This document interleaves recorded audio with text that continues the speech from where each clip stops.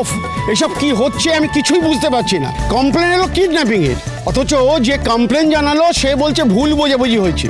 এদিকে বাচ্চাটা কিডন্যাপারের সঙ্গে মেলায় ঘোরাঘুরি করছে, বলছে কিডন্যাপ হয়নি। ব্যাপারটা কি হচ্ছে একটু বুঝিয়ে বলবেন আমাকে?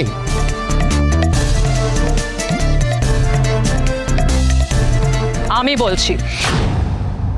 কি আপনি আপনি তো মহিলা কমিশনের ইনচার্জ, আপনি এখানে? আমাকে এখানে সুধা ডেকেছিল। অফিসার, আমাদের এখনই একবার বিশুর বাড়ি যেতে হবে। শিলা আর বিশুর ছাড়াছাড়ির কাগজ ওখানেই মিলবে। আর এই যে আপনারা এখন যদি ভালোই ওই কাগজগুলো পুলিশের হাতে তুলে দেন তো ভালো, না হলে আপনাদের এগেনস্টে আইন পদক্ষেপ নেবে।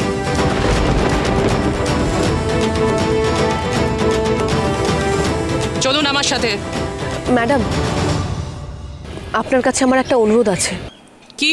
শিলাদিকে যে সংবাদ মাধ্যমের সামনে অপমান করা হয়েছিল, আমাকে মিথ্যেবাদী অপবাদ দিয়ে বসু মল্লিক বাড়ির থেকে তাড়িয়ে দেওয়া হয়েছিল, আমি চাই শিলাদি যে নির্দোষ সেটা সবার সামনে আসুক। এই সব যেখান থেকে শুরু হয়েছিল সব কিছু বসু মল্লিক ভবনেই শেষ হোক। বেশ, তাই হবে তাহলে। আবার একটা গোল বাঁধবে। আর মিস্টার বসু মল্লিক, আপনি আমাকে সাহায্য করতে গিয়ে আর একটু হলে তো আমাকে পুলিশের হাতেই তুলে দিচ্ছিলেন। চলুন আপনারা, সমস্ত কাগজপত্র বের করতে হবে, আসুন।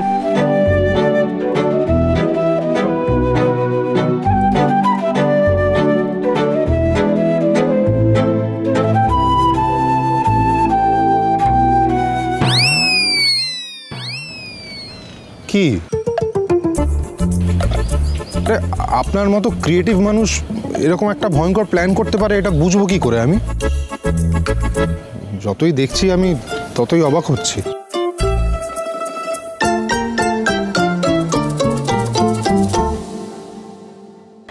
হ্যাঁ, কি সবাই চলে গেল?